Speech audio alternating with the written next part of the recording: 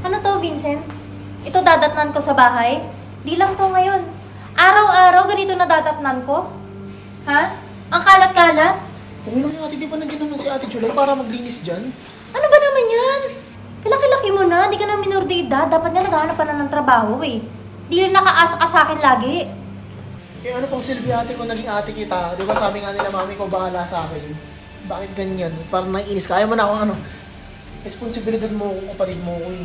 Kapatid kita, oo. Pero hindi kita pasanin habang buhay. O sige ate, palayasin mo ako para basurero na lang ako sa labas. Aba, mas maganda siguro. Mas maigi. Ganon, para maranasan mo yung totoong buhay. Hindi nakaasa ka lagi sa akin. Ate oh, uminom ko na lang ng wine. Alam mo, stress ka na sa trabaho kaya ako na naman ang pagbubuntakan mo ng galit mo eh. Kung ako sa'yo, Vincent, maghanap ka ng trabaho, ha? Magtrabaho ka? Magkaroon ka ng sarili mong pera para alam mo kung ano yung hirap ng buhay. Kung hindi pinupulot ang pera, no? Ate- Naghihirapan yan. Ate, pwede ba? Yung stress mo sa trabaho mo pinapasa sa akin. Alam mo, papasok na lang ako ng kwarto kaysa sermonan mo ko. Yan na nga, stress na nga sa trabaho, ganyan pa badatatnan ko dito. Ate, hindi mo. Lumayas ka na nga lang. Batang-batang to. Pansin ko lang, may sira ba yung bangko mo? Kasi yung dalawang card, ay ito, actually tatlo pala to. Ayan. Yung tatlong card na nakalagay mo sa phone ko, hindi gumagana, kaya na pa ako mo-order, naiinis na ako. Hindi naman. Nakapag-shopping naman ako online. Eh, ba't saan na gumana? Well, I cut all your cards, Vincent. Yan na naman si ate, oh. Nagsimula na naman siya ng kaanuman nyo. Ate, ano mo na muna kasi may in-order ako, importante yun. Pang-outfit of the day yun. Ilang taon ka na nga ba? 22 ka na, di ba? Di ka ba nahiya sa mga mas bata sa'yo? Ayun o, nagbabanat ng buto. Ikaw, anong ginagawa mo nandun sa bahay? Nakahilata? Ate, hindi Nanonood ka lang? Nag-online shopping ka lang? Ate, hindi mo pwede ikumpara yung buhay natin sa kanila kasi sila mga, alam mo yung mga pinanganak silang mga nasa baba. Eh tayo pinanganak tayong mayaman mo. Siyempre sulitin natin yung kayamanan natin. Ba't inihipitan mo ko sa pera? Ba't ganyan ka, ate? Alam mo, di ko naman pinulit yung kayamanan natin. Pinaghirapan ko yun, Vincent. Pinaghirapan ko. Pinagtrabahuhan ko. Ha? So, gagawin ko, orderin mo na lang to, ate. Pasok mo naman yung Hindi. sa... Kailangan matuto ka ng leksyon. Ha? Kailangan, ngayon pa lang, maghanap ka ng trabaho para alam ko ano yung halaga ng pera. Hindi ka hingi ng hingi sa akin. Ate naman eh, seryoso ka ba dyan? Oo. Mukha ba ako nagjo-joke? Ha? Mukha ba ako nagjo-joke? Alam mo, huwag mo naman akong dinadami sa stress mo sa trabaho. Yun na nga, stress nga ako sa trabaho eh. Ha? Pati sa'yo, stress pa rin ba ako sa'yo? Alam mo, ate, napaka-selfish mo, no? Palibasa kasi yung task mo eh. Alam mo, sige, huwag kang mag-alala, maghahanap ako ng trabaho. Tingin mo sa akin, hindi ko kaya. Kagaya ng sinabi mo nga, kaya ko naman magbanat ng buto. Hindi ko kailangan ng pera mo. Mag-earn ako ng mas malaki sa'yo. Abay, di maganda. Huwag mo nang sabihin, gawin mo! Ano sa'yo, ate?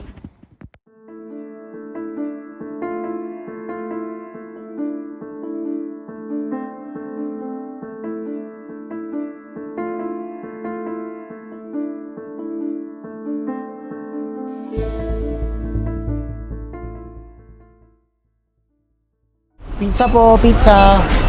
Pizza po. Uy, sir. Oh, nandiyan ka na pala. Oh, kumusta ang trabaho? Okay naman, sir. Ito, naninibago kasi hindi ako sanay magtrabaho eh. Ganun ba? O ano sabi ng ate mo?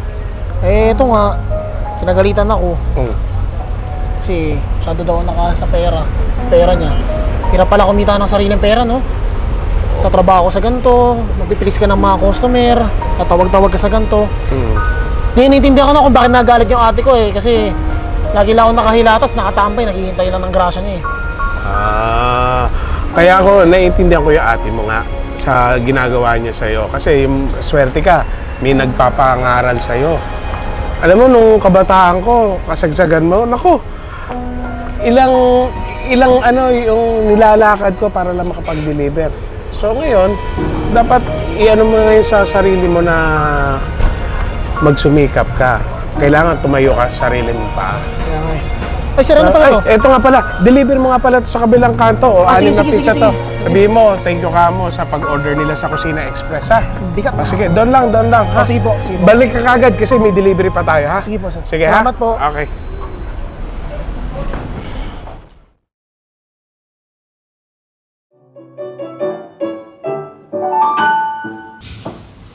Oh, Ano naman kailangan mo? Sorry kung bigla ako napadalaw. Tapos may kasalanan ako kagad.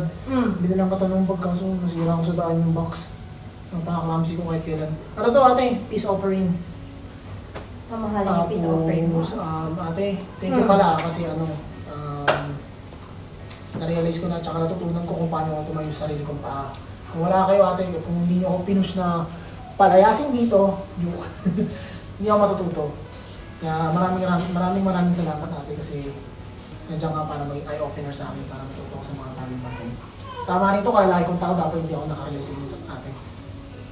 Well, okay na ako doon. Mahalaga natuto ka ng selection. Tsaka, syempre hindi naman kailangan spoon feed lahat, di ba? Kailangan matuto ka on your own.